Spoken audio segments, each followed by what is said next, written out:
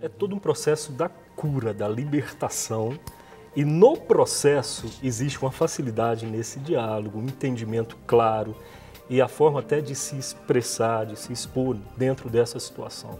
E dentro desse grupo vai ter todo esse processo de uma forma bem dinâmica e bem espiritual, conduzindo para que tudo ocorra para o bem do casal, porque como o pastor Rogério falou, nessa situação não atrapalha só o relacionamento marido e mulher, atrapalha todo tipo de relacionamento, relacionamento social, relacionamento com Deus.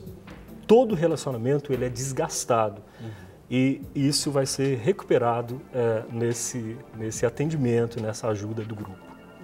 E eu fico pensando nos casos onde, porque começa ali, seja uma internet, uma rede social, a gente tem visto muitos problemas, sexo virtual. E às vezes a pessoa acha que aquilo não é pecado, não é uma traição. Eu acho que isso é muito sério, né, pastor? Porque a gente tem atendido muita gente, eu acho que é importante a gente falar, porque às vezes a pessoa acha, não estou traindo, não. E está ali alimentando algo que não é aquilo que Deus tem para a vida dela. Exatamente. Isso é uma traição, isso não está certo. E isso tem trazido assim, danos profundos nos relacionamentos, porque quando o homem ele parte para essa forma de autossatisfação, né, que é muitas vezes a questão da masturbação, ou seja, através dos olhos, então ele vai, assiste aqueles sites, né, pornográficos, ele fica excitado e, consequentemente, ele vai ter que compensar isso. E muitas vezes ele vai tentar, vamos dizer assim, trazer esse alívio para tudo aquilo que ele viu na relação sexual com a esposa, mas a inspiração não está sendo a esposa. A inspiração está em cima das imagens que ele absorveu. E ela pode rejeitar isso, Com porque certeza. ela não está naquela mesma Exatamente. sintonia dele. E quando ele parte para isso, normalmente já a relação sexual do casal já não deve estar muito boa. Porque se ela fosse plena, ele não buscaria esse subterfúgio para a sua vida, né? Então isso tem trazido muito dano, muitas vezes momentos onde os homens, assim, existem homens que são muito mais aguçados sexualmente, né? Certo. Então, muitas vezes eles querem manter uma relação sexual muito mais intensa com a esposa e normalmente a esposa não está no mesmo pique. Então, aí acaba buscando essa válvula de escape, né? E essa válvula de escape ela traz danos, porque, como você falou, a janela, ou seja, os nossos olhos são a janela da alma. E essas imagens elas vão ficar armazenadas no nosso subconsciente e todas as vezes elas vão despertar, elas vão ser esse start, né?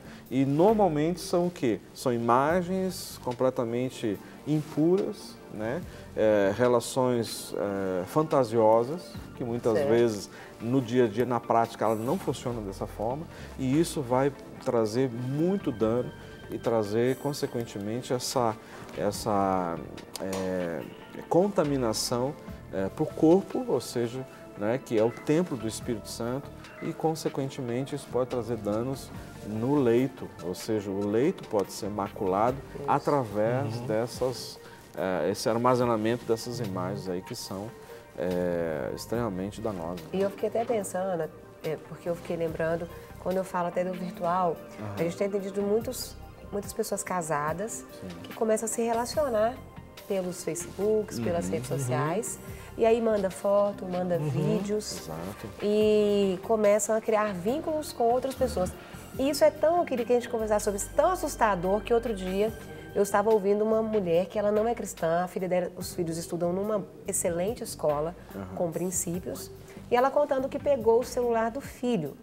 E no WhatsApp dele havia várias fotos, vários selfies de meninas de 13, 12, 11 anos, nuas, e enviando para os meninos. Exatamente. Eu fiquei chocada.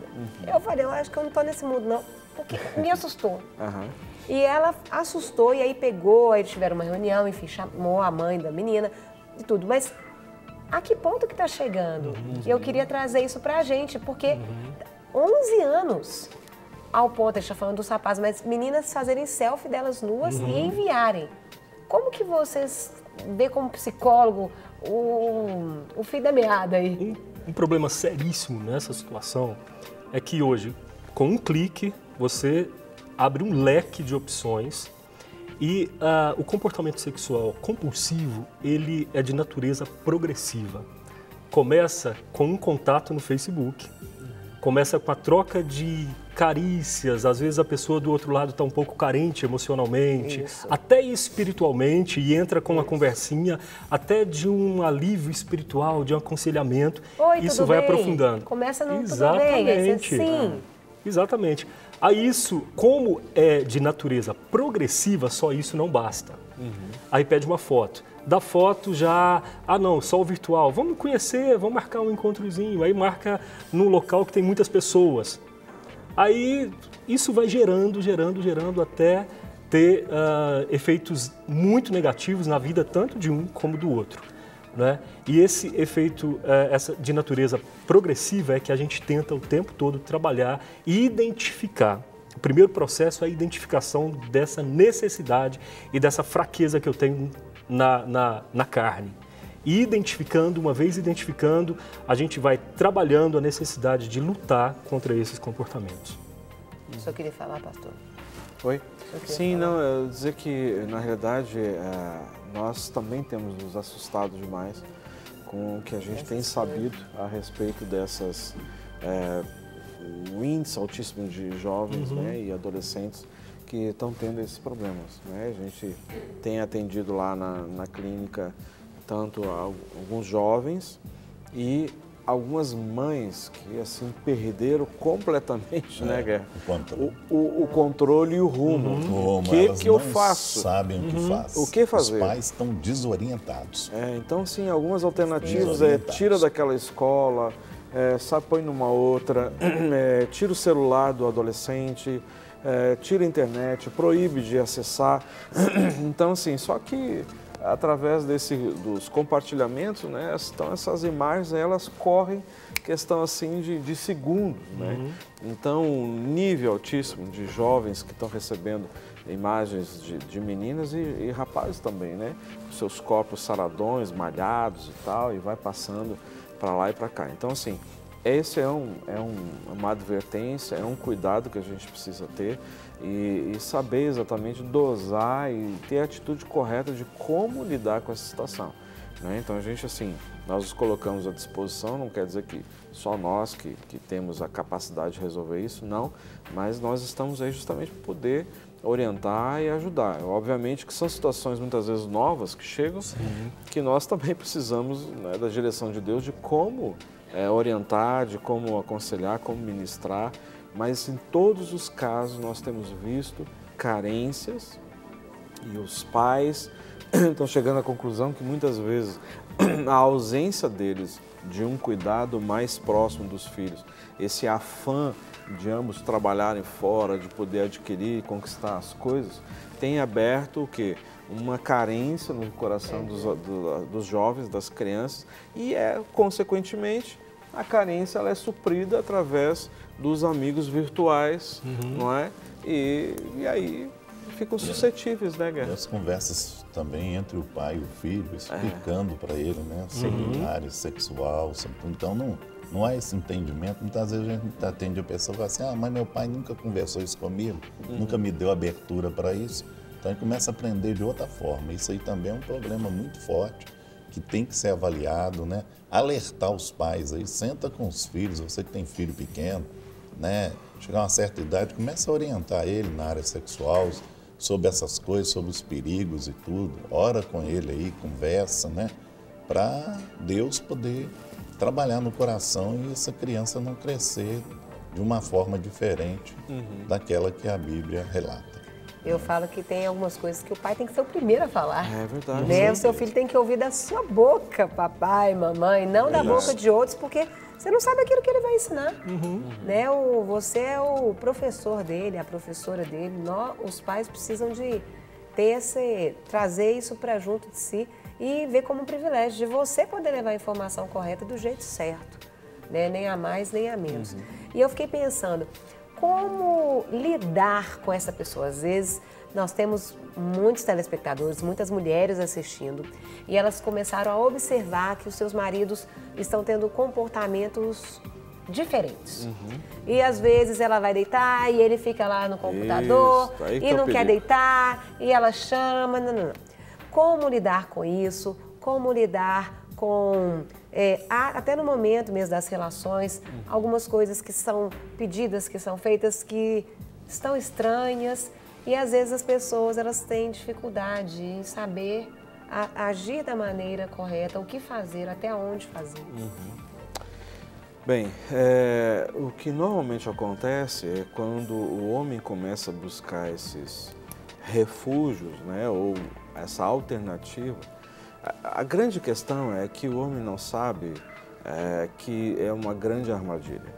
Que é só hoje eu vou entrar, eu vou dar uma assistida aqui e na realidade não tem nada a ver. Está todo mundo dormindo, é uma decisão minha, eu sou homem, sou maduro, então pronto. Né? Só que existe uma questão aqui muito importante, agora especificamente para nós homens, que somos casados e que temos filhos, é que toda e qualquer decisão que você toma, na realidade você não está tomando somente para você, ou seja, com consequências somente para você.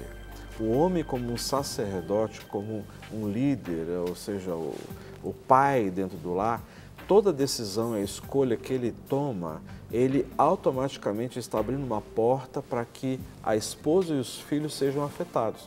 Por quê? Ele é o valente da casa, ele é o valente da família. Então, quando ele abre esse precedente de, deixa eu dar uma olhada nisso aqui, mandar um videozinho aqui, legal aqui, de uma relação sexual e tudo mais, então ele está com isso autorizando a ação de espíritos demoníacos nessa área, né? Ou seja, da área da sexualidade, esses espíritos demoníacos da lascívia, afete a esposa e afete os filhos, porque ele é o sacerdote. E então ele abre essa porta guarda-chuva, né? para a ação do espírito demoníaco na árvore genealógica. Ou seja, e a árvore genealógica é quem? É os seus descendentes. Não é? É a própria esposa que é afetada por essas questões. Então, isso é uma situação muito delicada que os homens precisam entender que as suas decisões, elas não dizem respeito somente a você, diz respeito, ou seja, à família toda. Então, caso o marido, né, o homem, acabe aí, comece a querer fazer algumas aventuras diferentes, né, nos momentos de relacionamento sexual, então, assim, é importante a mulher estar atenta e ficar firme nas suas decisões, né, a respeito disso.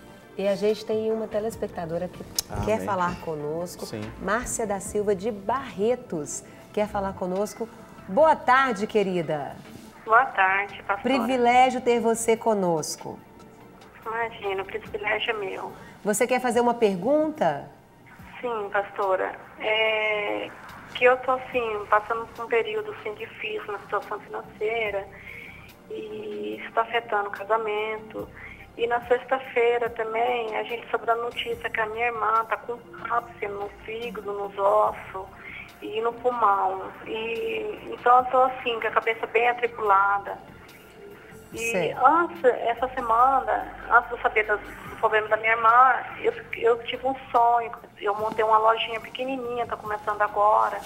Aí eu tive um sonho, assim, porque está bem devagar a minha lojinha. Mas aí eu tive um sonho que minha lojinha estava cheia de gente. E tinha muita gente comprando, assim, na minha lojinha, assim, que eu estava nem dando conta de atender todo mundo. E aí ontem eu tive um sonho, assim, que eu estava nessa lojinha e que eu tinha fechado uma porta, que tem duas portas na lojinha, que eu tinha fechado uma porta e a porta da frente eu tinha posto uma cortina assim, bem escura, que eu não queria claridão assim dentro da loja, eu queria ficar bem num lugar escuro. Porque assim, eu tô me sentindo assim, o coração assim parece estar sangrando e bem sem força, sabe? Assim, me sentindo fraca, não tô sentindo assim, força nem para orar. Certo. Através de tudo que está acontecendo.